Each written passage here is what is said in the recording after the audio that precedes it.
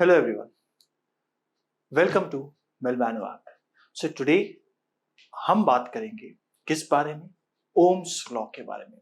अब ये Ohm's law आपके लिए नया नहीं है क्योंकि ये चीज आप ऑलरेडी ये पर्टिकुलर लॉ आप ऑलरेडी पढ़ चुके हैं क्लास 10th के अंदर, जो कि सीबीएसई और आईसीएसई में पढ़ाया जाता है। ऑफ कोर्स आपके स्टेट बोर्ड से अगर आप हैं तो वहां भी पढ़ाया जाता है। तो ओम्स लॉ एक बहुत ही बेसिक लॉ है जो कि हम करंट इलेक्ट्रिसिटी में पढ़ने वाले हैं। इस लॉ की मदद से काफी कुछ इंफॉर्मेशन मिलती है, हमें काफी कुछ चीजें समझ में आती है हमें। चलिए शुरुआत करते हैं। In the physical state, if the physical state that is the temperature, that is the temperature, the nature of material, the nature of material and dimensions of a conductor, यानी अगर तीन चीजें, टेम्परेचर, नेचर जो है उस material का और उसके डायमेंशंस अगर चेंज नहीं होते, तो the ratio of potential difference applied across its end to current flowing through it remains constant. तो जो रेशियो होता है किसका? पोटेंशियल डिफरेंस जो उस कंडक्टर के अक्रॉस लग रहा है upon the current flowing through it, वह कांस्टेंट रहता है। अब जब यह चीज देखी गई तो समझ में आया कि यानी कोई ऐसी चीज है जो टाइम के साथ नहीं बदल रही। सिर्फ ये तीन चीजें कांस्टेंट कर दो तो सेम रहेगी। यानी अगर मैंने कोई कंडक्टर बना दिया तो उसके साइज एंड डायमेंशन सेम है। अब अगर मैंने उसको किसी ऐसे मटेरियल का बनाया जिसका टेम्परेचर, या किसी रूम में कर रहा हूं जहां पर उसका टेम्परेचर बहुत ज्यादा इफेक्ट नहीं कर रहा, क्या वो मटेरियल भी बहुत जल्दी गर्म नहीं होता उस पर्टिकुलर केस के अंदर, और नेचर ऑफ मटेरियल तो ऑफकोर्स एक पर्टिकुलर मटेरियल बना दिया है, कंडक्टर ले लिया है, तो उसका नेचर तो चेंज होने से रहा। तो उन सब चीजों को देखा गया और फिर कहा कि इसके अक्रॉस जो पोटेंशियल ड्रॉप है अपॉन इसके अक्रॉस जो करंट फ्लो हो रहा है वह तो वैल्यू कांस्टेंट आ रही है। इसी को फिर हमने बाद में नाम दिया किसका? रेजिस्टेंस का। किसका नाम दिया? रेजिस्टेंस का across. So then the ratio of potential difference across its ends to the current flowing through it remains constant. इसी के बारे में पूरा ओम्स लॉ है। तो चलिए शुरुआत करते हैं। क्या कहते हैं ये? अगर मैं थोड़ा सा आपको यहीं पर थोड़ा सा इंट्रोडक्शन टाइप का दूं इसके अंदर, तो क्या मैं कह सकता हूं कि अगर potential difference upon current is constant, तो क्या मैं कह सकता हूं कि current is directly proportional to the potential difference applied across the ends of the conductor. क्या ये समझ आया? तो इसका मतलब अगर मैं किसी एक कंडक्टर को लेता हूं तो उसके अक्रॉस जो करंट फ्लो होने वाला है वह डायरेक्टली प्रोपोर्शनल है potential difference applied across the ends of the conductor. क्या आपको ये चीज क्लियर है? अगर ये चीज क्लियर है तो I is directly proportional to V को मैं क्या इस तरीके से भी रिप्रेजेंट कर सकता हूं? क्या? बिल्कुल कर सकता हूं। और यहां पे अगर मैं प्रोपोर्शनैलिटी साइन हटाऊंगा तो वैल्यू लिखूंगा एक कांस्टेंट की जो कि होगा R। तो अगर मैं इसको थोड़ा सा ढंग से लिखूं तो V इज इक्वल टू कुछ कांस्टेंट इनटू I, जिसको मैं आसानी से इस फॉर्मेट में लिख सकता हूं जहां पे R क्या है? इस कांस्टेंट का नाम हो जाएगा रेजिस्टेंस ऑफ अ कंडक्टर। क्या आपको इतना क्लियर है? क्या है ओम्स लॉ? ओम्स लॉ कहता है कि किसी भी कंडक्टर के क्रॉस कंसिडरिंग वो तीन चीजें सेम रहने वाली, कौन कौन सी? नेचर ऑफ मटेरियल, टेम्परेचर और उसके फिजिकल डायमेंशंस। ठीक है ना? तो अगर ये सब चीजें सेम है तो जो करंट उस कंडक्टर में फ्लो होगा वो डायरेक्टली प्रोपोर्शनल है to the potential difference applied across its ends. क्या इतना एकदम क्लियर है? अगर इतना एकदम क्लियर है तो हमारे पास एक रिलेशन बन गया which is equal to V, which is V is equal to IR, और इसी रिलेशन को हम जनरली ओम्स लॉ का रिलेशन भी बोल देते हैं। अब यहां पे आपको समझना पड़ेगा ये जो V है, ये क्या है? ये है potential difference across the conductor. यहां पे जो I है जो कि करंट है, ये क्या है? करंट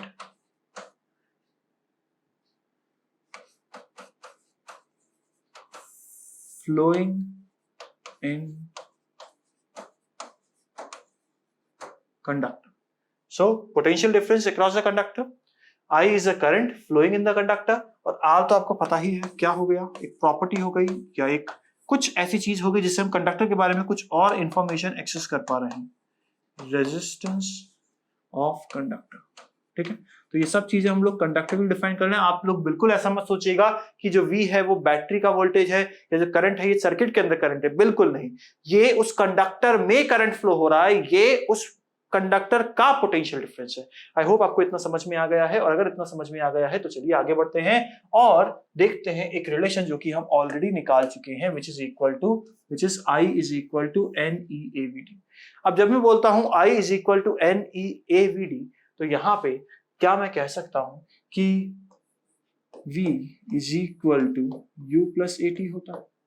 अब जब मैं एक इलेक्ट्रॉन की बात कर रहा हूं तो मैं कहता हूं शुरुआत में वह उसकी, क्योंकि रैंडम डायरेक्शन में हो रही है तो शुरुआत में उसकी velocity 0, so V is equal to, ये है ड्रिफ्ट वेलोसिटी 0। एक्सेलरेशन कितना होगा? एक्सेलरेशन जो होगा वो सिर्फ और सिर्फ इलेक्ट्रिक फील्ड के कारण जो फोर्स लग रहा है उसके कारण होगा। तो क्या मैं कह सकता हूं minus of E into E by M into tau.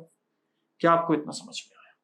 अगर आपको इतना समझ में आ गया तो क्या मैं कह सकता हूं कि भाई ये जो ड्रिफ्ट वेलोसिटी है या ड्रिफ्ट स्पीड की बात करूं तो वो होगी इतनी। बताइए भाई, क्या आपको इतना एकदम क्लियर है? अगर इतना एकदम क्लियर है तो I am substituting this value over here, और जैसे ही मैं इसको सब्स्टिट्यूट करता हूं मेरे पास जो वैल्यू निकल के आती है वो निकल के आती है NEAVD की वैल्यू रख दो EE by M into tau, जहां पे ये क्या है, ये क्या है, मास ऑफ इलेक्ट्रॉन, ये क्या है, चार्ज, अच्छा ये सबसे इंपॉर्टेंट, ये क्या है, रिलैक्सेशन टाइम। ये हम ऑलरेडी पढ़ चुके हैं पिछली कुछ क्लासेस के अंदर, रिलैक्सेशन टाइम, ठीक है ना। स्मॉल e क्या है, charge on an electron, capital E क्या है, electric field which is being applied, ठीक है ना। सो यहां पे जब हम इन सब वैल्यूज को सब्स्टिट्यूट करते हैं तो मैं इसको रीअरेंज करा, और रीअरेंज करने पे जो मेरे पास आया वो ये आया। अब यहां पे इलेक्ट्रिक फील्ड की जब मैं बात कर रहा हूं, अगर आप गौर से देखें तो ये सपोज मेरा कंडक्टर है, और इस कंडक्टर के अक्रॉस द एंड्स मैंने क्या किया, पोटेंशियल डिफरेंस लगा दिया। लगाने के बाद क्या होगा, लगाने के बाद यहां पे कह सकता हूं कि इसमें अगर इसकी लेंथ L है तो क्या मैं कह सकता हूं कि यहां पे जो इलेक्ट्रिक फील्ड होगी, जो भी इलेक्ट्रिक फील्ड लग रही है उसकी वैल्यू कितनी होनी चाहिए, इलेक्ट्रिक फील्ड की वैल्यू होनी चाहिए V अपॉन L। मानते हैं क्या आप लोग? अब अगर E की वैल्यू V बाय L होगी, अच्छा एक सेकंड रुक जाइए, यहाँ पे V by L he use किया है, करेक्ट, हाँ तो V बाय L यूज किया है, कैपिटल लिख देते हैं इसको हम कैपिटल L लिख देते हैं। तो क्या यहाँ पे जो इलेक्ट्रिक फील्ड की वैल्यू आई वो V बाय L है। अब मैं इस E की वैल्यू को यहाँ पे सब्स्टिट्यूट कर रहा हूं तो क्या बनेगा, NE square tau by M into A into V by L। क्या आपको इतना एकदम समझ में आ गया है? अगर इतना एकदम समझ में आ गया है तो देख लीजिए क्या R की वैल्यू जो आपके पास आने वाली है वो आने वाली है कितनी, V बाय I, जो कि होगी कितनी, M by NE square tau L by A। क्या इतना एकदम क्लियर है? अगर इतना एकदम क्लियर है तो हम कहेंगे कि हमने finally resistance of the conductor निकाल लिया, और resistance of the conductor is a property of the material, जहां पे इलेक्ट्रॉन के मास की बात करी जा रही है, नंबर ऑफ फ्री इलेक्ट्रॉन्स की बात करी जा रही है, इलेक्ट्रॉन के चार्ज की बात करी जा रही है, रिलैक्सेशन टाइम की बात करी जा रही है, और उसके physical dimension such as length और एरिया ऑफ क्रॉस सेक्शन की बात करी जा रही है। अच्छा एक बात बताइए, कुछ कुछ मेटल्स के अंदर ज्यादा इलेक्ट्रॉन्स हो सकते हैं, कुछ में कम हो सकते हैं, तो क्या फ्री इलेक्ट्रॉन्स जितने ज्यादा होंगे उतना ही ज्यादा n होगा? अरे हाँ कि ना? अगर ज्यादा इलेक्ट्रॉन्स होंगे तो क्या 1 बाय n बढ़ जाएगा, यानी डिनोमिनेटर बढ़ जाएगा, यानी कि जो नेट वैल्यू ऑफ रेजिस्टेंस है वो कम हो जाएगी। मानते हैं कि नहीं मानते हैं? अगर मानते हैं तो क्या मैं कह सकता हूं जिन पर्टिकुलर मटेरियल के अंदर ज्यादा इलेक्ट्रॉन्स हैं उनका रेजिस्टेंस कम होगा, और जिनके अंदर कम इलेक्ट्रॉन्स हैं उनका रेजिस्टेंस ज्यादा होगा। तो आप समझ सकते हैं कि रेजिस्टेंस वेरी करता है with the amount of free electrons available. ठीक है, अगर यहां तक सब कुछ क्लियर है तो लेट अस मूव फॉरवर्ड और कुछ पॉइंट्स के बारे में वन बाय वन डिस्कस करते हैं और समझने की कोशिश करते हैं कि what does this point mean and how will these be helpful in calculating problems और calculating the questions that we will get after the examination or after the particular chapter completion. तो यहाँ पे क्या लिखा है, the property of a substance due to which it opposes the flow of current through it is called as resistance. Resistance को define करा गया। Resistance क्या है? रेजिस्टेंस मतलब रोक रहा है, ये किसको? करंट को रोक रहा है। तो एक ऐसी प्रॉपर्टी किसी एक मटेरियल की जिससे वो क्या करेगा? अपोज करेगा। किसका अपोज करेगा? इलेक्ट्रॉन्स के फ्लो का अपोज करेगा। यानी इलेक्ट्रॉन्स आ रहे हैं, इसको रोक के खड़ा हो जाएगा कि भाई रुक जाओ, मैं आगे नहीं बढ़ने दूंगा। इस सॉर्ट ऑफ का काम कर रहा है। यानी रेजिस्टेंस क्या कर रहा है? इलेक्ट्रॉन्स को बहने नहीं दे रहा, इलेक्ट्रॉन्स को मूव नहीं करने दे रहा। और हमें पता है अगर इलेक्ट्रॉन्स ज्यादा तेजी से मूव करेंगे तो ज्यादा करंट होगा, कम तेजी से मूव करेंगे तो कम करंट होगा, नहीं मूव करेंगे तो जीरो करंट होगा। ठीक है, तो यहां पे क्या कर रहा है? ये रोक रहा है। यानी इस केस में करंट की वैल्यू ज्यादा नहीं आ पाएगी जब रेजिस्टेंस ज्यादा होगा। It is a scalar quantity. यह एक स्केलर क्वांटिटी है। स्केलर क्वांटिटी का मतलब इस पर्टिकुलर रेजिस्टेंस की कोई डायरेक्शन नहीं है। ये सिर्फ और सिर्फ मैग्नीट्यूड और यूनिट से कंप्लीटली स्पेसिफाई, कंप्लीटली डिफाइन किया जा सकता है। अगला, इसका यूनिट जो है वो क्या है? ओम्स है। ओम्स है या फिर वोल्ट पर एम्पियर है। जनरली हम इसको ओम से रिप्रेजेंट करते हैं, but of course volt per ampere भी इसका यूनिट हो सकता है, क्योंकि R is equal to V by I. अच्छा, यहीं पे एक चीज आपको बता देते हैं कि जब मैं बात करता हूं कि R is equal to V by I है, R is equal to V by I है, तो अगर मैं पोटेंशियल डिफरेंस बढ़ा रहा हूं तो क्या रेजिस्टेंस बढ़ेगा? क्या सोच के जवाब दीजिए। अगर मैं करंट को कम कर रहा हूं तो क्या रेजिस्टेंस बढ़ेगा? क्या? The answer is no to both of these questions. Why? अरे भाई, रेजिस्टेंस जो है वो तो मटेरियल प्रॉपर्टी है ना, और अगर रेजिस्टेंस मटेरियल प्रॉपर्टी है तो क्या वह डिपेंड करेगा कि सर्किट में वोल्टेज कितना है और सर्किट में करंट कितना है? बिल्कुल नहीं डिपेंड करेगा। यानी अगर आपने एक मटेरियल बना दिया, मटेरियल का रेजिस्टेंस बना दिया, एक कंडक्टर बना दिया, तो उसके बाद कोई फर्क नहीं पड़ता कि आप सर्किट में कितना वोल्टेज डाल रहे हैं और कितना करंट डाल रहे हैं।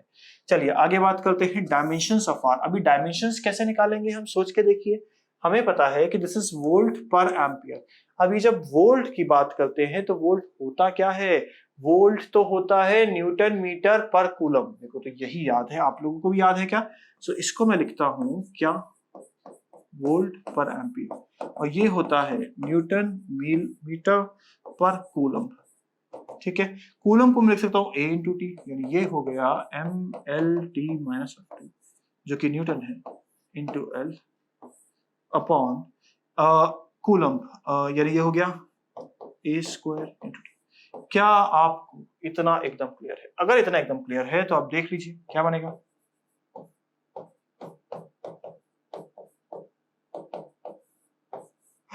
क्या आपके पास भी यही आ रहा है? और देख लीजिए क्या यहां पर भी इसी से हम कंप्लीटली मैच कर सकते हैं इस पर्टिकुलर रिलेशन। तो ये पर्टिकुलर वैल्यूज आपके पास किसकी आ गई? यह पर्टिकुलर वैल्यूज आ गई आपके पास डायमेंशंस ऑफ आर के। आपको समझ में आना चाहिए कि डायमेंशंस रटने नहीं है, याद नहीं करने हैं, जब मन हो जाए निकालो और काम में लो। आगे बढ़ते हैं। The reciprocal of resistance is called as conductance. अच्छा भाई, जब हम बात करते हैं रेजिस्टेंस की, तो हमने अभी देखा रेजिस्टेंस का एक एक्सप्रेशन आया था हमारे पास, रेजिस्टेंस का एक एक्सप्रेशन आया था which was m upon n square tau. अब उसका अगर मैं रेजिस्टेंस का उल्टा कर दूं तो हम एक और नाम से जानते हैं कि रेजिस्टेंस के इनवर्स को, and that is called as conductance. क्या कहते हैं भाई इसको? कंडक्टेंस। क्या कहते हैं? कंडक्टेंस। यानी रेजिस्टेंस के उल्टे को हम लोग बोलेंगे conductance. The SI unit is ohm or mho और सीमेंस। अच्छा, इस कंडक्टेंस की एसआई यूनिट जो है वो है ओम्स का उल्टा कर दो। ओम्स का उल्टा कर दो MHO, ये आ गया MHO। हर बार नहीं होता, सिर्फ इसी बार दिख रहा है सर। और या फिर इसको सीमेंस करके भी बोलते हैं। सीमेंस के अंदर मतलब सीमेंस भी एक यूनिट है, तो या तो आप ओम इनवर्स यूज कर लो, या फिर मो यूज कर लो, या फिर सीमेंस यूज कर लो। अब बात करते हैं इसके डायमेंशंस की। तो डायमेंशंस कैसे निकालेंगे भाई? डायमेंशंस कैसे निकालेंगे? अरे भाई, जो अभी आपने निकाले ना सर, अभी आपने ये जो निकाला ना, इसको उल्टा कर दो। यानी क्या उल्टा? मतलब M-1 L-2 T3 A2। देख लीजिए, यानी यहाँ पे जो डायमेंशंस हैं वो 1/R is equal to G करेंगे तो इसका जस्ट उल्टा डायमेंशन जो हो जाएगा, यानी टू द पावर -1, वो करोगे तो आपके पास क्या आ जाएगा? वो करोगे तो आपके पास आ जाएगी कंडक्टेंस का डायमेंशन। आई होप इतना क्लियर है। अगर इतना क्लियर है तो चलिए आगे बढ़ते हैं और आगे बात करते हैं नेक्स्ट पॉइंट की, which is the substances which obey Ohm's law are called as ohmic or linear conductors. यानी जो सब्सटेंसेस ओबे करेंगे हमारे ओम्स लॉ को, उनको हम क्या कहेंगे? लीनियर या फिर ओमिक कंडक्टर्स। ठीक है, तो आपने कैटेगराइजेशन कर दिया, the materials which follow, the conductors which follow Ohm's law and the conductors which does not follow Ohm's law.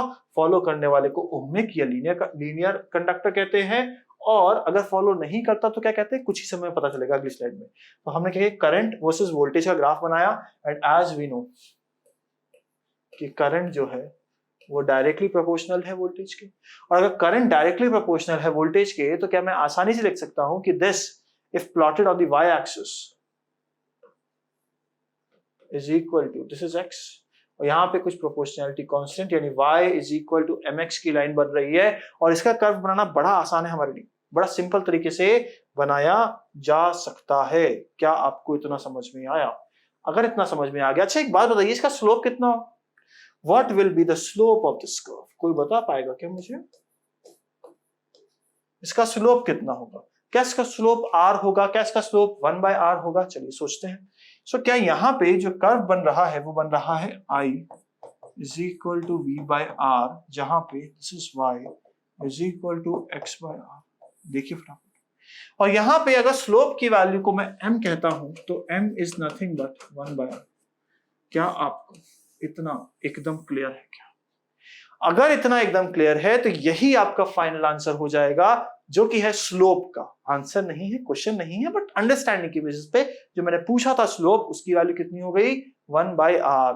आगे बात करते हैं, the reciprocal of the slope of a straight line gives resistance. क्या हमने अभी यही बात करी थी? क्या हमने अभी इसी बारे में बात करी कि जो स्लोप है वो क्या देता है?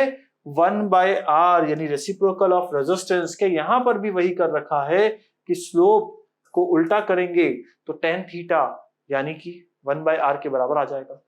अब एग्जाम्पल्स के तौर पे हम लोग कह सकते हैं सिल्वर हो गया, कॉपर हो गया, मरकरी हो गया, कार्बन हो गया, माइका हो गया।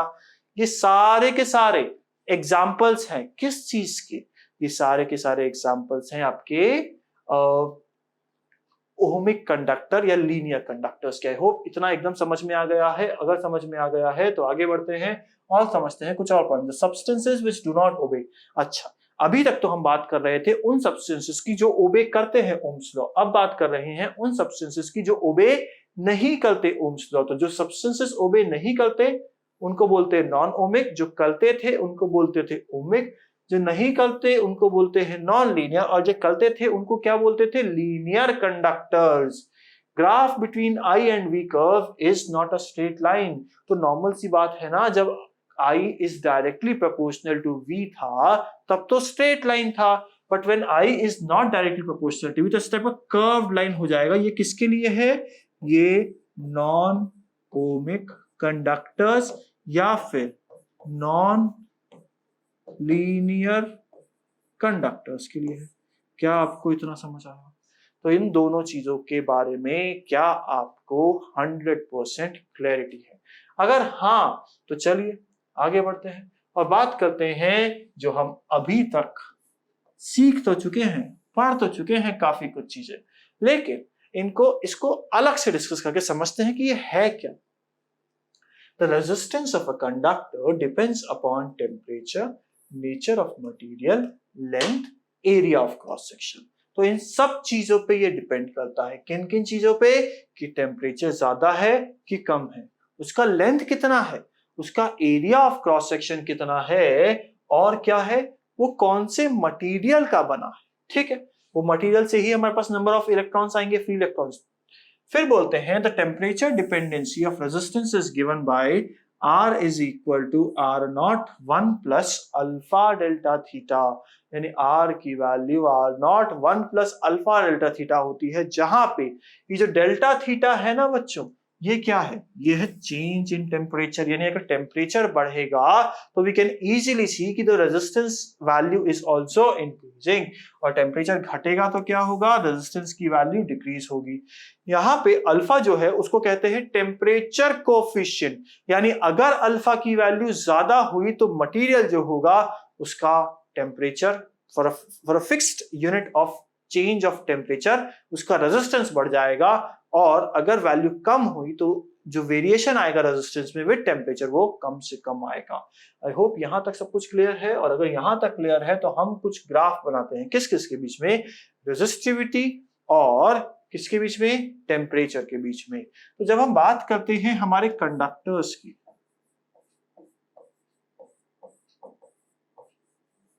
जब हम बात करते हैं हमारे कंडक्टर्स की, और जब हम बात करते हैं हमारे, क्या हम ये भी पढ़ चुके हैं, सेमीकंडक्टर्स की।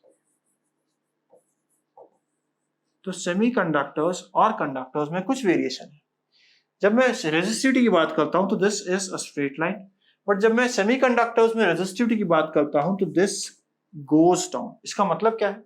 जैसे जैसे टेम्परेचर बढ़ेगा रेजिस्टिविटी बढ़ेगी तो रेजिस्टेंस बढ़ेगा, बट जैसे जैसे टेम्परेचर बढ़ेगा रेजिस्टिविटी घटेगी तो रेजिस्टेंस भी घट जाएगा। बट सेमीकंडक्टर्स में ऐसा क्यों होता है? सेमीकंडक्टर्स में ऐसा इसलिए होता है क्योंकि टेम्परेचर बढ़ाने के साथ नंबर ऑफ फ्री इलेक्ट्रॉन्स जो है, जो कंडक्शन में हेल्प कर सकते हैं, वो बढ़ जाएंगे, और अगर वो बढ़ जाएंगे तो ज्यादा कंडक्शन हो सकता है, ज्यादा इलेक्ट्रिसिटी आराम से, ज्यादा चार्जेस फ्लो कर सकते हैं, इंप्लाई ज्यादा करंट फ्लो हो सकता है। इसीलिए विथ टेम्परेचर राइज सेमीकंडक्टर्स के अंदर रेजिस्टेंस कम होता है, करंट की वैल्यू बढ़ सकती है अच्छी खासी, और इस पर्टिकुलर केस में रेजिस्टेंस की वैल्यू बढ़ती है विथ टेम्परेचर राइज। अगर आपको इतना समझ में आ गया है तो आगे बढ़ते हैं। The temperature coefficient of resistance is defined as the change in resistance per unit, the change in resistance per resistance at degree Celsius per rise of temperature. अब इसको हमें समझना पड़ेगा। इसको हमने समझना कैसे है? अगर आपको याद है तो हमने अभी थोड़ी देर पहले किया R is equal to R not 1 plus alpha delta theta. क्या इतना किया है? अगर आपको ये समझ में आ चुका है तो हम क्या कहेंगे,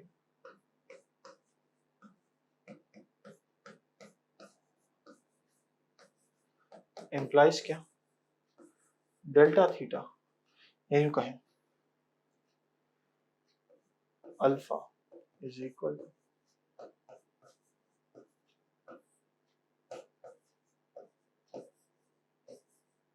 देख लीजिए क्या इतना आ रहा है? क्या आपके पास इतना आ रहा है क्या? अगर इतना आ रहा है तो यही तो आपका आंसर है। So for metals, alpha is positive for semiconductors and alpha is negative for insulators. ये आपको समझना पड़ेगा। For metals, alpha is positive. For semiconductors, alpha is negative. ठीक है? तो क्या इतना क्लियर है? अगर इतना क्लियर है तो चलिए आगे बढ़ते हैं, और आगे बढ़ के समझते हैं कि जो रेजिस्टेंस है ये कैसे वेरी करता है। अगर आपको याद हो तो हम लोगों के पास जो एक्सप्रेशन आया था उसमें रेजिस्टेंस की वैल्यू, अगर आप गौर करें इसमें, तो आर की वैल्यू जो आई थी वो क्या निकल के आई थी हमारे पास?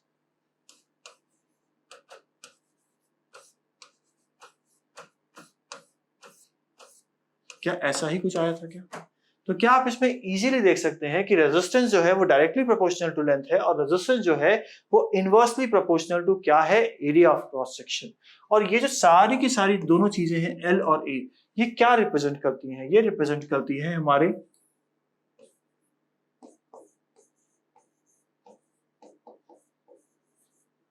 Physical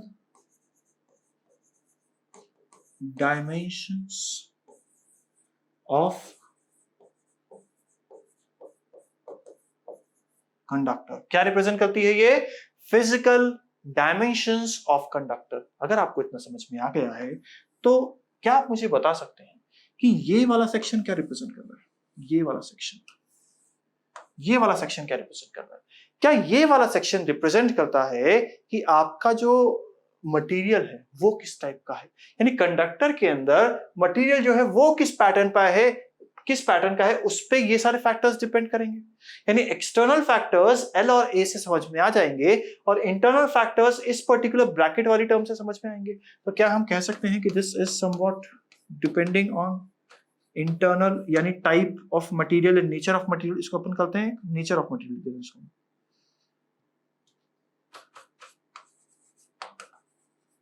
nature of conductor. क्या आपको इतना समझ में आया? तो अगर आपको ये दोनों चीज समझ में आ गई है तो चलिए आगे बढ़ते हैं और आगे बढ़ के देखते हैं कि ये जब R is directly proportional to L by A लिखा तो हमने इंटरनल फैक्टर्स के लिए एक अलग कांस्टेंट यूज कर लिया और इस कांस्टेंट को हम लोग क्या कहते हैं? स्पेसिफिक रेजिस्टेंस या फिर रेजिस्टिविटी। तो इसको हम क्या कहेंगे? स्पेसिफिक रेजिस्टेंस या फिर रेजिस्टिविटी। और इसी कंडक्टर के अंदर हम कहते हैं अगर इसका area of cross section A है, लेंथ L है, तो हम इसको ऐसे लिख सकते हैं और इस R की वैल्यू जो होगी वो इस तरीके से डिफाइन करेंगे, विच इज इक्वल टू इसके इंटरनल पॉइंट या नेचर जो है वो आ गया, विच इज एक्चुअली रो, जो कि रेजिस्टिविटी है, जो कि स्पेसिफिक रेजिस्टेंस भी बोलते हैं, into length of the conductor upon area of the conductor. चलिए आगे बढ़े। अब यहां पे कुछ चीजें इंपॉर्टेंट है, ये एक्चुअल में एरर्स का सेक्शन है which we are using it over here. आना आपको चाहिए। क्वेश्चन जब बनते हैं तो ये नहीं देखे जाते कि एरर्स से बन रहे हैं कि करंट से बन रहे हैं, मिक्स करके बनाए जाते हैं। सो क्या मैं कह सकता हूं आर ये है, आपके पास जो रिलेशन है वो कुछ ऐसा है क्या? अच्छा एक बात बताइए, ये जो वॉल्यूम है, ये जो वॉल्यूम होता है कंडक्टर का, वो होता है area of cross section into length, मानते हैं क्या ये बात? सो क्या मैं लिख सकता हूं कि area of cross section is basically volume upon L? Yes. So rho times length upon volume into L, यानी इसको मैं क्या ऐसे लिख सकता हूं क्या? बताइए। अब मैं क्या कर रहा हूं यहां पे, I am taking log on both the sides, natural log. तो अगर मैं नेचुरल लॉग लूंगा तो क्या मैं लिखूंगा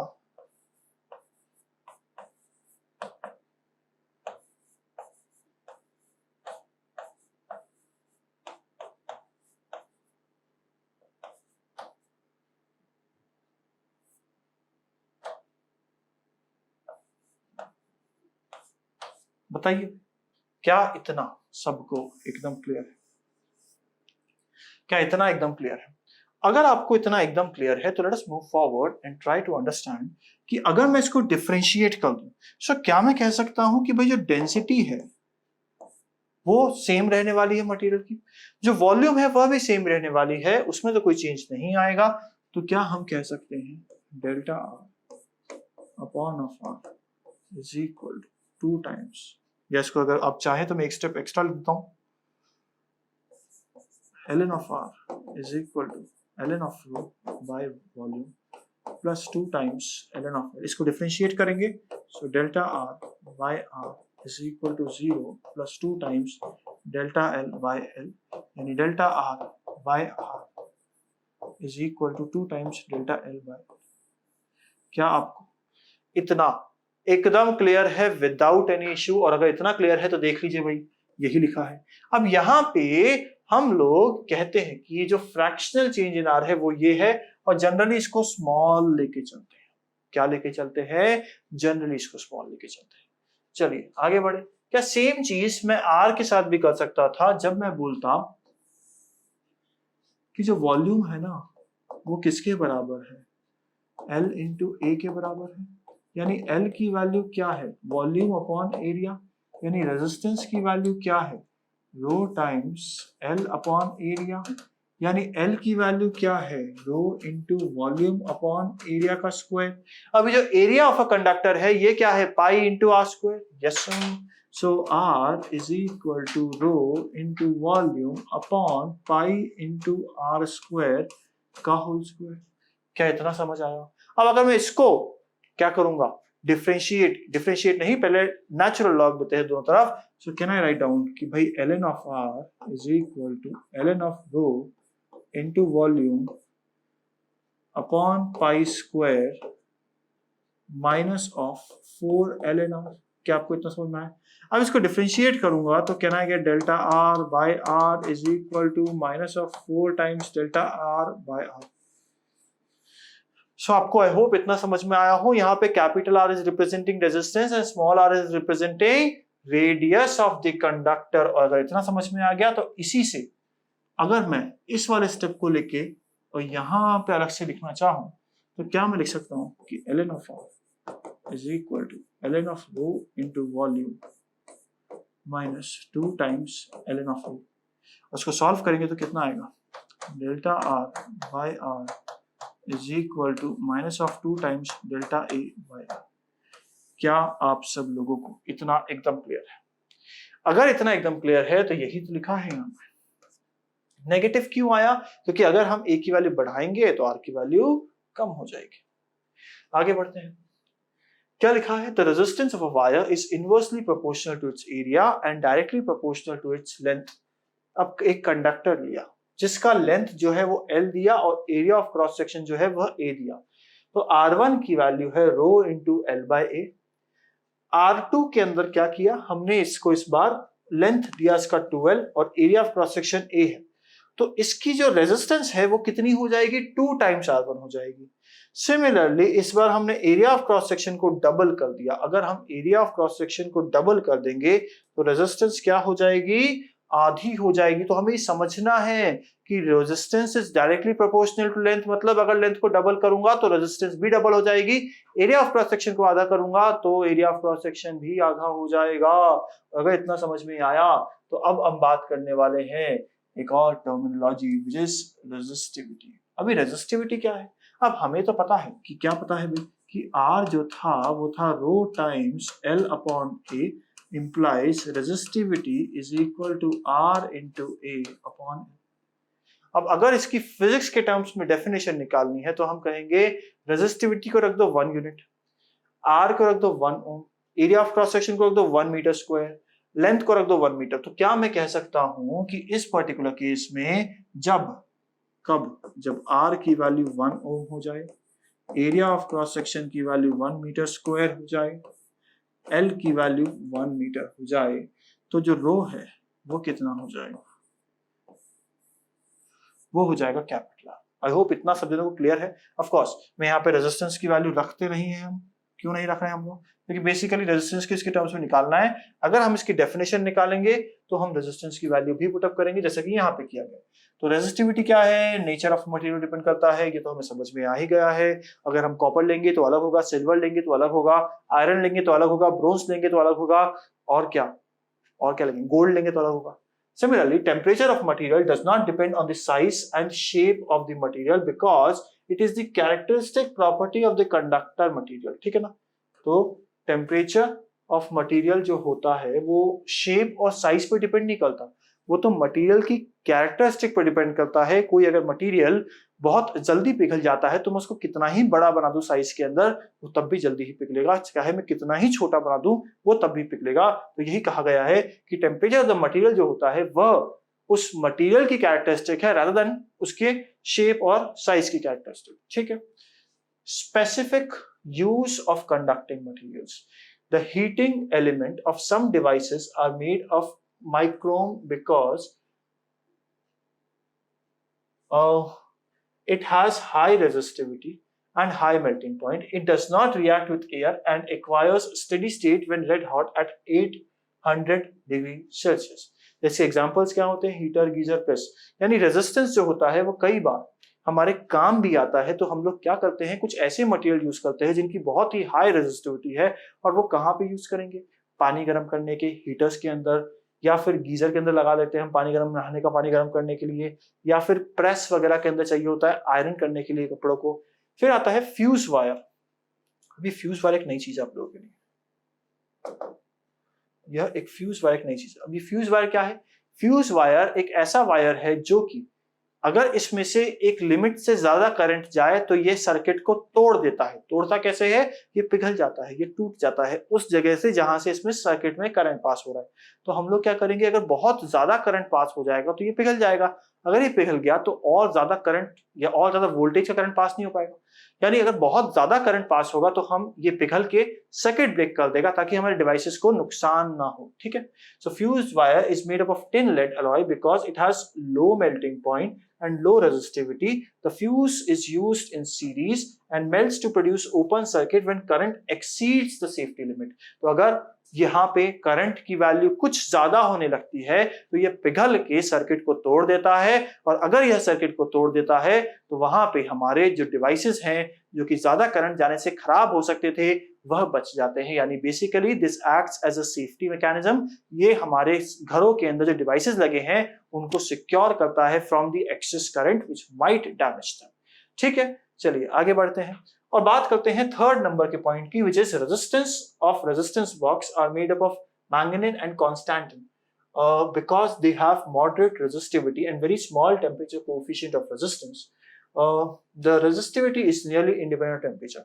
अब एक बात समझिए, अगर हम यह पर्टिकुलर डिवाइसेस अपनी लैब के अंदर लेके जाएं और हम उससे एक्सपेरिमेंट करें, साल भर में कभी ठंड होती है कभी गर्मी होती है मौसम में, तो टेम्परेचर ज्यादा भी हो सकता है गर्मियों में और कम भी हो सकता है ठंड के अंदर।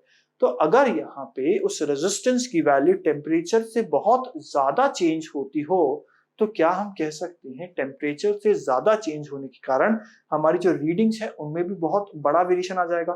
तो जनरली हम लोग क्या करते हैं, जो भी हम लैब के अंदर यूज करते हैं वो जनरली इन मटेरियल के रेजिस्टेंसेस या कंडक्टर्स यूज करते हैं। इन मटेरियल्स में क्या खासियत है, इन मटेरियल्स में यह खासियत है कि टेम्परेचर के वेरिएशन के साथ इनमें कोई बहुत बड़ा वेरिएशन नहीं आता। आई होप आपको इतना समझ में आ गया है। And very small temperature coefficient of resistance, इनकी जो अल्फा की वैल्यू है वो बहुत छोटी है, इसके कारण कोई एप्रिशिएबल चेंज नहीं आता। तो हम कह सकते हैं कि ऑलमोस्ट इंडिपेंडेंट ऑफ टेम्परेचर है, यानी आप गर्मी में करो चाहे ठंड में करो एक्सपेरिमेंट, आपके रिजल्ट्स में बहुत ही मतलब ऑलमोस्ट सेम आएगा। Next point, the filament of bulb is made up of tungsten because it has low resistivity, okay, high melting point, okay, and gives light at 2400 Kelvin. The bulb is filled with inert gas because at high temperature it reacts with air forming oxide. अगर आपने ध्यान दिया हो तो जब भी हमारा जो बल्ब आता है, बल्ब हमेशा पैक्ड होता है, उसको आप खोल नहीं सकते हो। पैक्ड क्यों होता है? क्योंकि इसमें हमने गैस भरी हुई होती है जिसको हम इनर्ट गैस बोल रहे हैं, और यह इनर्ट गैस क्या करती है, ये रिएक्ट नहीं करती। अगर हम इसको हवा में लगा देंगे ना बल्ब को, मतलब बल्ब से मेरा मतलब उसकी जो वायर है जो जलता है, तो वो उसमें कोरोजन हो जाएगा, वो खत्म हो जाएगा, ऑक्साइड्स बनने लग जाएंगे उसके अंदर। तो व्हाट डू वी डू, हम एक ऐसा मटेरियल देते हैं जिसकी रेजिस्टिविटी क्या हो, कम हो। रेजिस्टिविटी कम यानी रेजिस्टेंस कम ज्यादा, बताइए फटाफट। तो इस केस में हम लोग कहेंगे कि नियन से क्या होता है, इसके अंदर ऑक्साइड नहीं बनती है, और इसीलिए हम इसको क्या करते हैं, एक केसिंग में पैक कर देते हैं ताकि इसके अंदर हवा ना जा सके, और ऑफ कोर्स बल्ब के जो फिलामेंट्स होते हैं वो ग्लो करते हैं। आगे बढ़ते हैं। The connecting wires are made up of copper because it has low resistance and resistivity. अब जब हम कनेक्टिंग वायर्स की बात करते हैं तो ये जो होते हैं ये कॉपर से बने होते हैं। ये जब कॉपर से बने होते हैं तो इनके अंदर नॉर्मल सी बात है, प्रॉपर्टीज क्या है कि इसकी जो रेजिस्टिविटी है वो भी कम है और रेजिस्टेंस भी कम है। इंप्लाइज ये current will flow easily. So current जो है वो आसानी से फ्लो कर पाएगा इस टाइप के सिस्टम या इस टाइप के अरेंजमेंट में। क्या आपको इतना समझ आया? अगर इतना समझ में आ गया है तो चलिए आगे बढ़ते हैं और बात करते हैं एक क्वेश्चन के बारे में। Find the resistivity of a conductor in which a current density is 2.5 into 10 to the power 6 ampere per metre square and the electric field दे रखी है इतनी। हमें क्या निकालना है? हमें क्या निकालना है भाई? रेजिस्टिविटी की वैल्यू निकालनी है। किसकी वैल्यू? रेजिस्टिविटी की। अब क्या हमें पता है, करंट डेंसिटी जो है that is written as I upon A, और अगर ये पता है तो क्या हमें ये भी पता है कि इलेक्ट्रिक फील्ड जो है वो लिखी जाती है potential difference across the conductor upon length जो कि 15 वोल्ट पर मीटर। और अगर हम इसको थोड़ा सा इस्तेमाल करें, यूज करें, तो हम क्या, rho is equal to R times V by L करके यह एक्सप्रेशन ला सकते हैं, विच मेक्स कि रो की वैल्यू कितनी आ जाएगी। सिंपल सा सॉल्व करेंगे तो we get the value as 6 into 10 to the power -6 ohm metre, और यही हमारा फाइनल आंसर हो जाएगा। आई होप आपको समझ में आया हो, अच्छी तरीके से चीजें क्लियर हो गई हो। Will continue the remaining topics in the next videos. Till then keep studying, keep working hard. Thank you.